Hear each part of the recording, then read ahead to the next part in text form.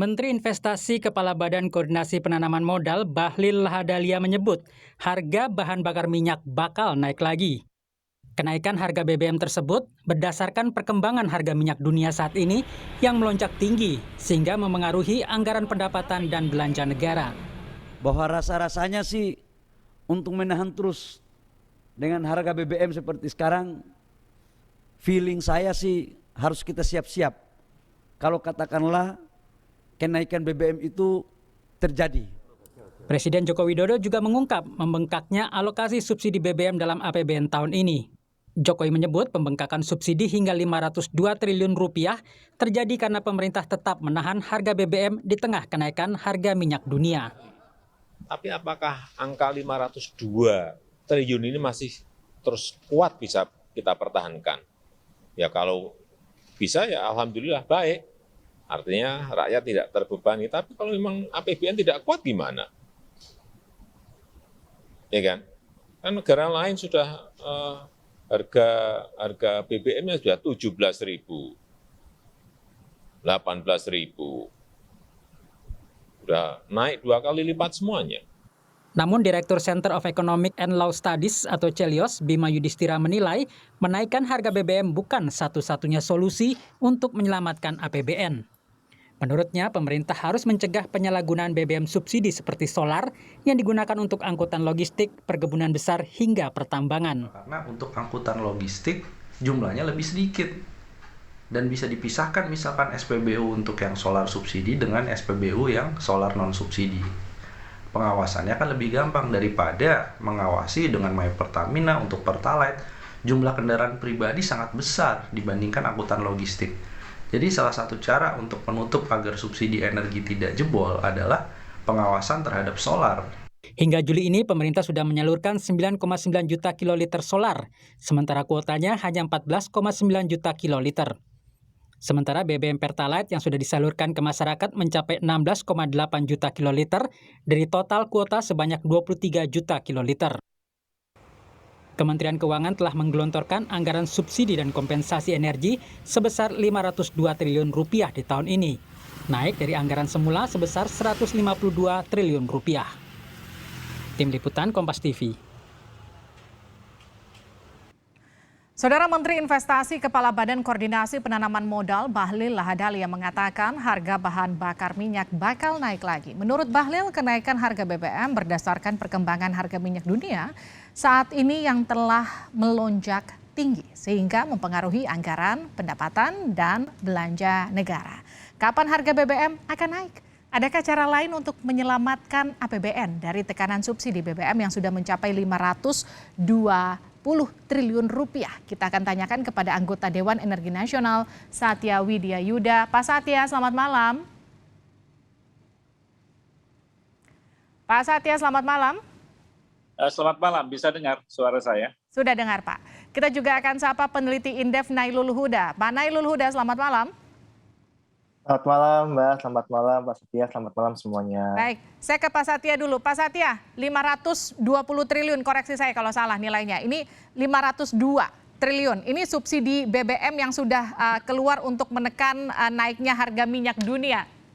Ini jadi satu-satunya cara artinya menaikkan harga BBM atau kita punya cara lain? Ya, kan kita harus sadari dulu ya, saat ini itu bahwa subsidi masih dialokasikan kepada komoditas. Ya, jadi itu yang nanti rencananya kita tidak lagi mensubsidi komoditas, tetapi bisa mensubsidi langsung kepada memang orang yang berhak. Itu sudah pernah diwacanakan cukup lama, namun demikian penerapannya tidak mudah, dan ini rencana akan ditempuh oleh pemerintah. Karena perubahan subsidi dari komoditas menjadi subsidi yang tepat sasaran, itu menjadi langkah yang sangat baik ya. Sehingga masyarakat yang betul-betul berhak disubsidi itu dia memang betul-betul bisa menerima dan merasakannya. Nah, adapun kalau bila subsidi itu di komoditas, ya masalah tidak tepat sasarannya itu tinggi. Ya, seperti yang disinyalir saat ini, misalkan penggunaan daripada Pertalite yang dinikmati oleh sebagian ataupun waktu itu ada yang RON 88 yang premium yang dinikmati tidak hanya oleh orang yang berhak dalam hal ini yang tersubsidi karena pola distribusinya terbuka. Ya, sehingga kalau pola distribusi terbuka kita susah membatasi ya siapa yang sebetulnya berhak. Ini kan sebetulnya penataannya daripada kita awali daripada distribusi, sistem distribusinya tadi itu menjadi sangat penting ya supaya lebih tepat sasaran. Nah, kenapa bisa membengkak sampai dengan 502? Karena kan disinyalir ada over kuota. Jadi sudah ada over kuota, ada tidak tepat sasaran, itu kan semua numpuk menjadi satu. Sehingga menurut audit, ya setelah nanti diaudit dari yang tahun 2021, maka melihat bahwasannya subsidinya menjadi tidak terbendung dari angka subsidi yang pernah diprediksi pada tahun sebelumnya, terutama sebelum COVID ya. Lantas ada COVID, harga minyak meledak naik sehingga timbul satu pembengkakan. Maka ini yang perlu ditata, Mbak, perlu ditata. Sehingga apabila Presiden tadi menyatakan bahwa kaitannya dengan kemampuan keuangan negara, karena sebetulnya di dalam subsidi itu, di dalam salah satu pasalnya memang disebutkan bahwa subsidi itu akan tergantung daripada kemampuan keuangan negara.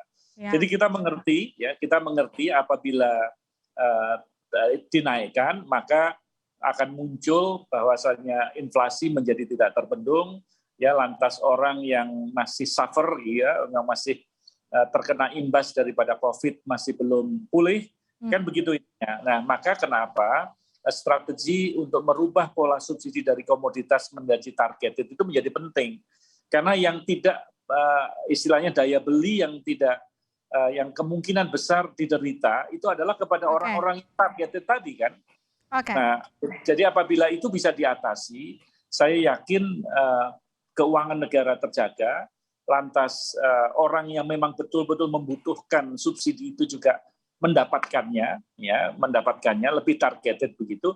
Lantas yang tidak kalah penting, yang saya selalu sampaikan beberapa kali, adalah pola konsumsi BBM yang efisien, ya supaya masyarakat menyadari bahwa harga yang kita nikmati hari ini, ya Pertalite terlebih itu memang subsidi negara besar.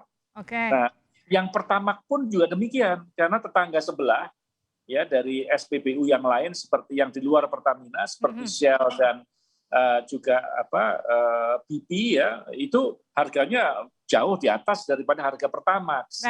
Ya berarti apa? Berarti sebetulnya orang yang mengkonsumsi Pertamax pun itu ada buffer yang disubsidi. Siapa yang mensubsidi? Bisa badan usaha, ya kan? Bisa juga pemerintah, karena pemerintah kan sebetulnya mensyaratkan untuk subsidi sesuai dengan peraturan Presiden 191 itu kan kepada dalam hal ini jenis BBM tertentu. Jenis BBM tertentu itu kan di sini dimasukkan Pertalite dan Premium. Serta juga solar yang bersubsidi. Yang Taxlite kan sudah di dalam tanda petik tidak disubsidi kan begitu kan. Nah, maka perlu ada satu pembenahan ya agar keuangan negara terjaga. Oke, saya lempar ke Mas Nailul. Mas Nailul, dari komoditas ke target, Anda setuju ini satu-satunya cara yang bisa dilakukan pemerintah? Ya, Mbak. Jadi gini, kalau kita lihat ini kan sebenarnya kan Pak Jokowi ini sudah memberikan statement ya bahwa harga Pertalite tahun ini tidak akan naik gitu. Nah, dari situ saja sebenarnya kita juga bisa berani bilang bahwa wah ini Pak Jokowi sangat berani sekali gitu kan. Ketika APBN ini kita rasa sudah cukup pulih gitu kan. Nah ini Pak Jokowi state bahwa Pertalite tidak akan naik dan itu artinya subsidi untuk BBM itu akan meningkat gitu kan. Nah itu yang pertama gitu. Terus kedua kita melihat sebenarnya ini kan permasalahan subsidi BBM ini kan merupakan permasalahan yang sebenarnya sudah pernah terjadi di tahun sebelum-sebelumnya gitu kan, di mana memang ada kenaikan harga minyak global yang akhirnya membuat APBN kita akhirnya jebol juga gitu kan. Kalau nggak salah pas zamannya presiden yang lalu gitu kan, Pak SBY gitu. Nah ini jadi catatan sebenarnya Mbak. Jadi catatan pertama itu adalah Pak Jokowi sudah bilang bahwa nggak akan menaikkan harga Pertalite dan yang dinaikkan adalah harga dari Pertamax.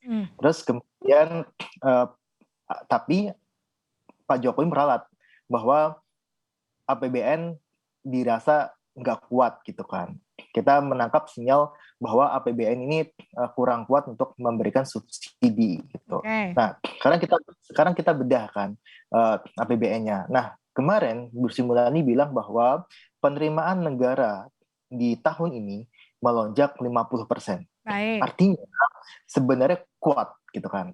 Jadi kita mau percaya yang mana nih gitu kan? Apakah memang Pak Jokowi sudah menyerah gitu kan bahwa APBN nggak kuat lagi untuk menopang subsidi, atau Bu Sri Mulyani nih yang bisa dibilang bahwa APBN kita baik gitu kan?